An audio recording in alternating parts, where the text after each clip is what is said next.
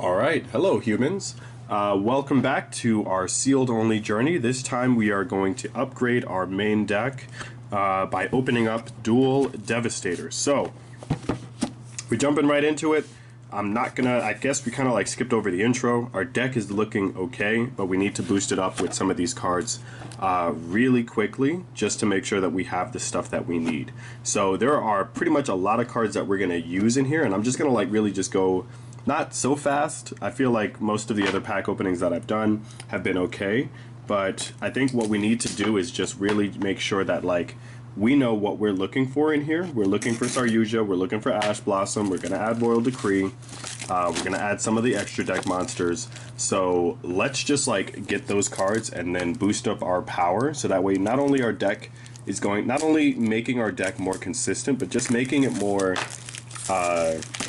competitively, I guess, stronger or resilient is the word that we're really looking for. So although this is a Devastator, we're really just reinforcing some of the cards that we need, or some of the cards that we're gonna use in our main deck. So this box is huge. Like, for no reason. The box is ginormous. We got our two things here. I'm gonna move the box over to the side. Oh my gosh, like I can probably store, like, I wonder if I can fit one of those megatins from before in here.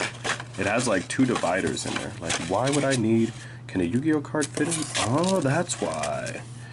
Oh, wait a sec. Will like a regular Yu-Gi-Oh card, I'd have to let me grab like a card in a plastic and see if that'll fit in there. If it will, then we might as well just use this. Oh wow, yeah. We can actually use this as a storage container. I think we're going to do that, and we're going to probably stockpile all of the common cards that we get in here and give this away towards the end of our, I guess, sealed only journey, like when the deck is pretty much complete and when we're ready to, like, you know, just give back to the people that have been supporting the channel. And again, I really just want to thank everybody that's been subscribing, that's been following.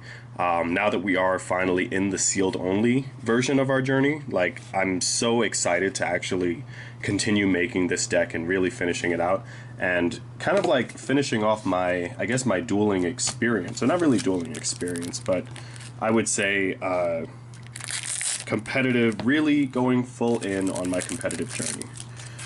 Yeah, so from the bottom of my heart, I can't really like thank you guys enough for all of your support. You guys have been wonderful humans. So we have our field centers. We have our 4 field centers. Let's see what we got.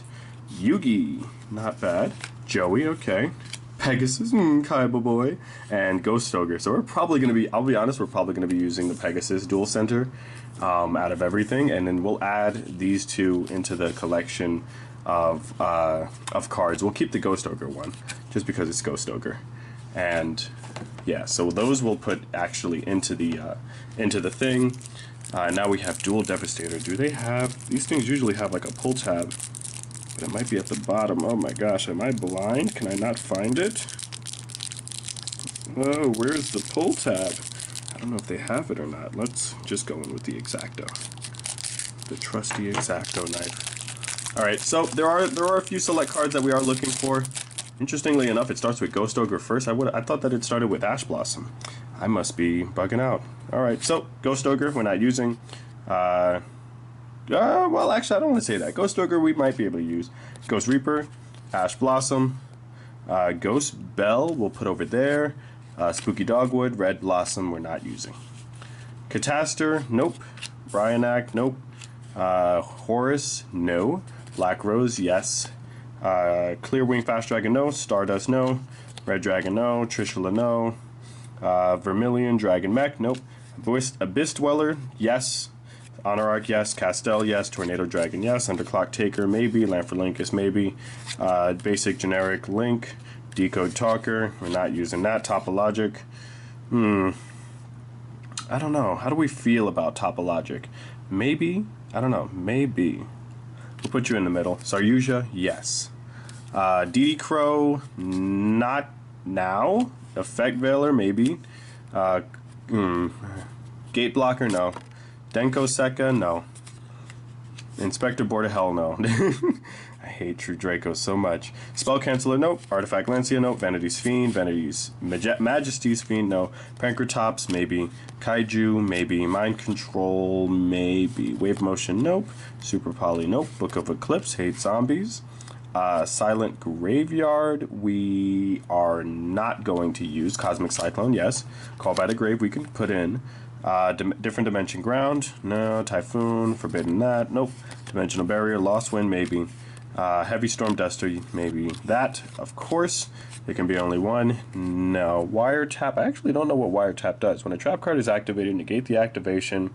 And if you do, shuffle that card into the deck. Not worth it. Solemn Strike, okay. Red Reboot, and I also don't know what this card does. When your opponent activates a trap card, negate the activation. If you do, set that card face down. Then they can set one other trap directly from their hand. Let's just turn this card. You can activate this card by paying half your life points. Maybe. Alright, so that's gonna, actually, wait, where did I put Royal Decree? Alright, so those two are going over there. Call by the Grave, Cosmic Cyclone, that, yes. And then the rest of these we will hold on to in our side deck. And the rest of these will go into our super tin. Or not really super tin. I'm going to call this like the, I guess we'll call this the super tin. All of the cards that we're not going to be using, like I mentioned before, we are going to be giving away. So, you know, Super Poly, Wave Motion, etc. Unless we find a use for it, by the time the deck is done, if I don't have any use for any of these cards, they're definitely going to be given away. Because I don't want to hold on to any of them just for the sake of holding on to them. I'd rather give back to the people that have helped support this channel. So we have our cards. We're going to update the deck. And then we're going to head off to locals. We got a big boost now.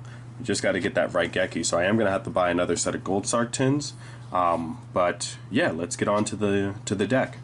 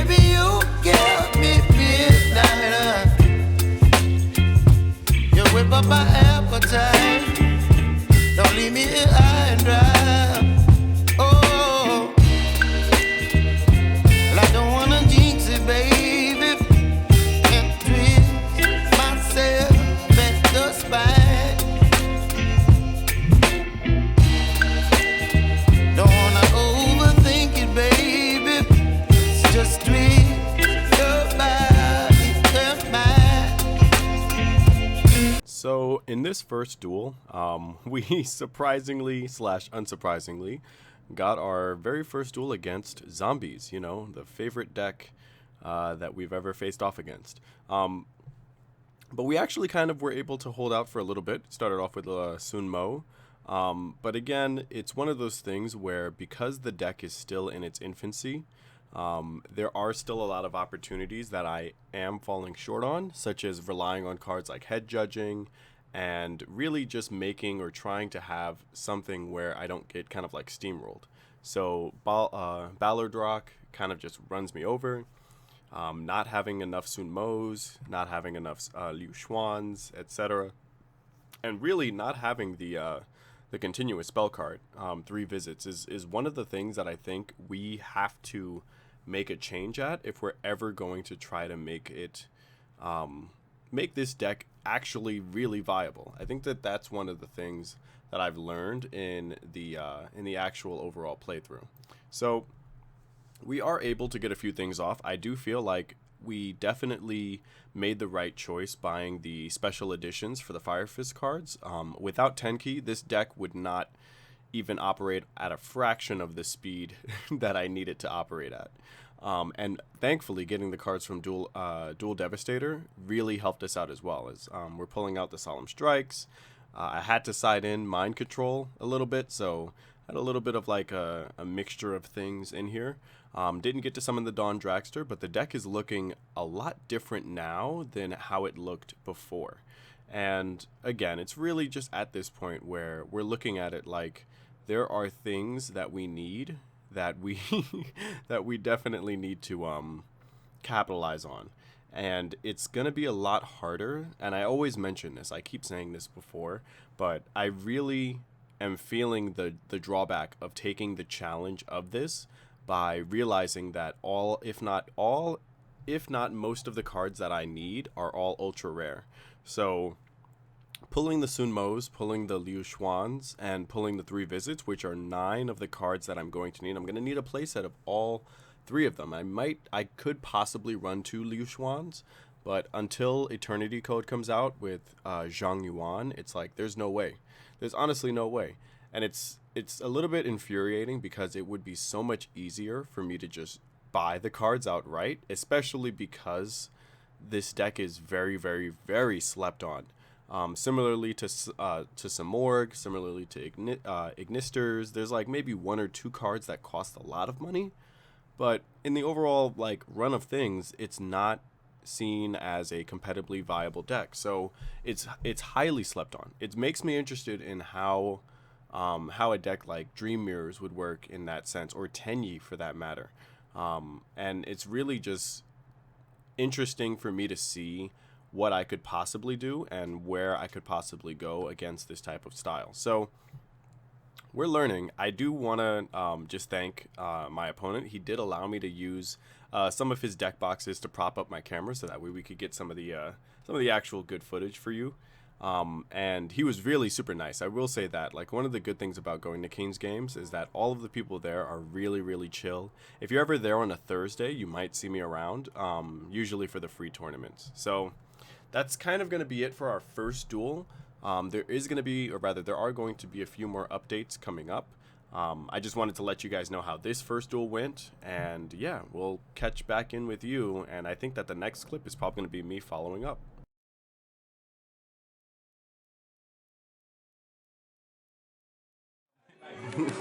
Alright, jeez, my forehead's so big. It doesn't even come into the shot. That's funny. Alright, so we went, what is it? First round, we went X. Let me actually fix this, right?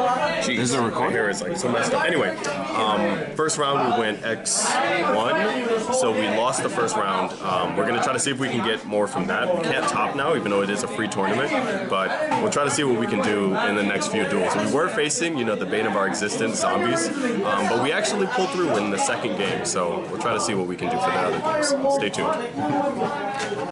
A few moments later. Alright, so we actually got a bye for round 2, so we have another win, so we're kind of like 1-1 right now, so I'll probably show you guys like some practice duels or something, or we might like get into box opening or something like that, so we'll see. Alright, so I was able to get a little bit of footage that I took during the time in which I had my bye. I found another person whose opponent also kind of like was doing something else, so we just decided to duel. And I ended up facing off against Generators, or Generates. I'm not exactly sure what the deck is called. I basically just call it the I don't know why I'd call it the secondary Nordic deck, mainly because half, or I believe all of the cards, are also named after either Nordic mythology and Nordic things. A very interesting deck running the level 9. He's able to get Nidhogg, he's able to get all of these other cards out. And I think he eventually also goes for True King of Calamities. But I think the biggest play that we had, of course, was switching in the mind control, because it just allows us to do so many things, especially with the link summons that we do have. So I'm able to kind of pop off, use his card against him, and really just get the most play out of this. And I think that it's interesting to see when we face a deck that is also not at its final stages. There are a lot of cards for Generators that will be coming out in the later half of this year. So it's very interesting to see how both of our decks operate at the different levels. Now, of course, he wasn't doing sealed only, so he really had most, if not all, of the cards that he needed for now. and I kind of needed to make the most of what I could. I'm not exactly sure if I make, or rather, if I win this duel. I'm trying to recall it. So as you guys are watching, but I know I'm able to kind of pop off, get Sunmo, and the hardest part that I will say is that there's so much explanation on the Ancient Warrior cards. It's kind of like reading off like parts of a Bible when you're going through the effects, or rather the various effects of your Ancient Warriors, because one triggers another, and then if you have something else on the field, then that would trigger something, and it's just like it's so interesting that like it's such a rare deck to come across. Similarly to, it reminds me of the back in the day, similar to Ice Barriers, where if you run into that type of deck, you have to look at each card like, huh, what does that do? Huh, what does that do? What does that do? So it's interesting to see every time I activate something that my opponent's just like, wait, what card does that do? And I'm like, all right, so let me explain what this card does. Let me explain what this card does. And I think that that's interesting also to note, because I think that that might be the actual thing that deters people from playing a deck like this, is all of the text. So they see all of that and they're just like, I don't want to play this deck. It's like I have to read a whole itinerary on how to summon just one monster. But I'm not complaining. If anything, I would much rather have this deck run at such a lower scale, so that way it kind of flies under the radar, and I'm able to really just like pop off with more of my sort of like sneaky moves and sneaky tactics. So I enjoy playing it, and I think that, yeah, this is probably the best thing. It's like whenever I play against other cards. Now, what I will say, and this is kind of the thing that I'm also noticing while the deck is going through its different stages of competitive viability. I feel like I'm gonna have to coin that phrase.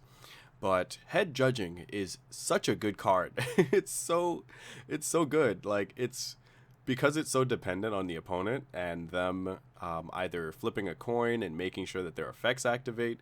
It's such a good like one of I would say, but it's also like a good like up or down type of thing to see if the opponent is able to pull it off. And also Feedran, I'm gonna miss it when we're gonna have to take some of these cards out, but it's fun to play the deck as we can, and while it's at like, you know, this stage of really its most creativity.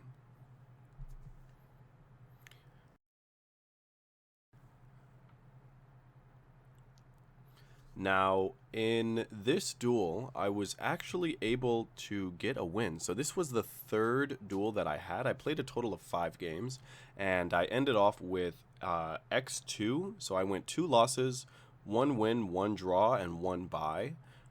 So we're kind of looking at that record right now, and I will make sure I post some, most if not all of that stuff in this video and the next update that we do.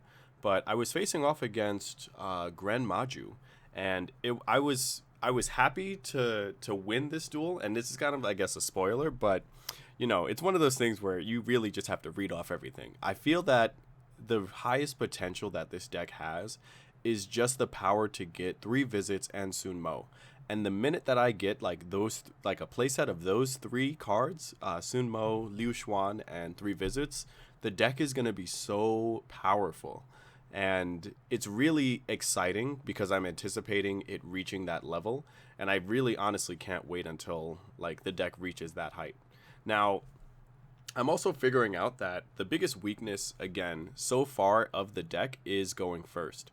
Without Eternity Code and without some of the other cards that I need, there isn't enough survivability for this type of deck when you do go first. There's a lot of cards that you have to side in or play otherwise that aren't necessarily cards that you would run with the deck specifically, just based off of how it's played. Like you're gonna side in your Solemn Strikes, you're gonna side in, like, you know, your Cosmic Cyclones, and while they are good cards to have, they're not necessarily cards that are specific to the archetype. And I think that that's one of the things that sets meta decks separate from lower skilled, or not even lower skilled, but just rogue decks. It's that reliance on other cards. If your deck has its own outs, if it has its own searcher, its own negate, its own, like, you know, engine really, and the engine is very robust, then you can kind of play whatever you want. But for a deck like this, I'm realizing that, like, you know, it still needs the Ash Blossom, it still needs the Ghost Ogre, and it still needs a lot of the additional support that most decks at this level don't necessarily need. So against other rogues, it's good. And just as you're going to see, like with this, rather the footage kind of cuts out, but what you're going to see is that I ultimately win this duel. But it's also one of the things where I'm noticing, like, the Senkas or the Ancient Warriors still need a lot more cards that are just their own. So that's pretty much going to wrap it up. I hope you guys enjoyed this type of video. I apologize that it took so long for me to release it. I was working on editing some extra stuff in and also figuring out what I need to do next time whenever I go into record. So I definitely need to wipe the memory card halfway through the day because I realized that it doesn't have enough space for me to consistently record at least 5 duels in a row. And if I can actively edit that like in the moment, I'll have to just figure out a way to do that. So I might be bringing my laptop with me the next time I record. But that being said, I hope you all enjoyed watching me kind of do the first actual dueling against real people. It was really, really fun, and I can't wait to do it again this week. So that being said, I've been the Artist with the Fro. That, my friends, is the show, and thank you all for watching. Take care.